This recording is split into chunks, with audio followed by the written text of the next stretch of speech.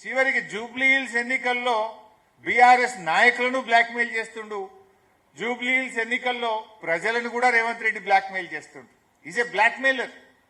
ఒక ముఖ్యమంత్రి 2 ఏళ్లలోనే నీ పని చేశాను, నా ప్రభుత్వం ఇంత మార్పు తెచ్చింది, ఇది మా గుణాత్మకమైన మీ జీవితాల్లో తెచ్చిన మార్పు అని ఓట్లు అడగాలి.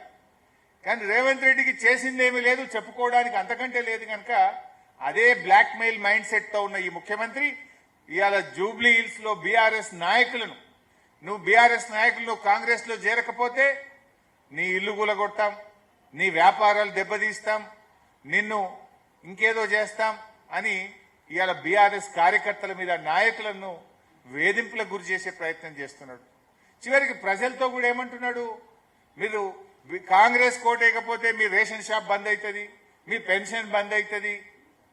నీ అయ్యే జాగిరా, నువ్వెవరి బంద్ చేయడానికి? This is democracy. నీ ఇంట్లోకెళ్ళి ఇస్తున్నావా, నీ నాయన డబ్బులు ఇస్తున్నావా? ప్రజల సొమ్ము ప్రజలకు ఇస్తుంది, ఇది ప్రభుత్వం బాధ్యత.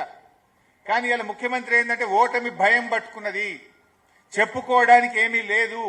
అందుకే ఇలా రేవంత్ రెడ్డి బ్లాక్ మెయిల్ కు పాల్పడతా ఉన్నాడు, ప్రజలను బెదిరించే ప్రయత్నం చేస్తా ఉన్నాడు. ప్రజాస్వామ్యంలో బెదిరింపులకు తావులేదు, స్కీములు బంద్ చేస్తా అని చెప్పడానికి అవకాశం లేదు. ఇది కేవలం నీ ఓటమి భయంతో, ఫ్రస్ట్రేషన్ తో ఇవాళ ముఖ్యమంత్రి గారు బ్లాక్ మెయిల్ కు పాల్పడతా ఉన్నాడు. అంటే రేవంత్ పాలన is a blackmail government. దీన్ని ప్రజలు గమనించాలని చెప్పి కూడా నేను కోరుతా ఉన్నా. ఈ బ్లాక్ మెయిలర్ కు జూబ్లీ హిల్స్ ప్రజలు గుణపాఠం చెప్పాలని చెప్పి కూడా నేను ఈ సందర్భంగా కోరుతా ఉన్నా. ఇకపోతే అన్ని అబద్దాలే, అభివృద్ధి ఆగిపోతుంది అంటున్నారు. నువ్వు కంటోన్మెంట్ లో కూడా ఇదే డైలాగ్ కొట్టినావు. కాంగ్రెస్ గెలిస్తే 4,000 కోట్లతో అభివృద్ధి చేస్తా అన్నాడు రేవంత్ రెడ్డి గారు. చాలా విషయాలు చెప్పారు. 6,000 డబుల్ బెడ్రూమ్ ఇల్లు కడతామన్నాడు.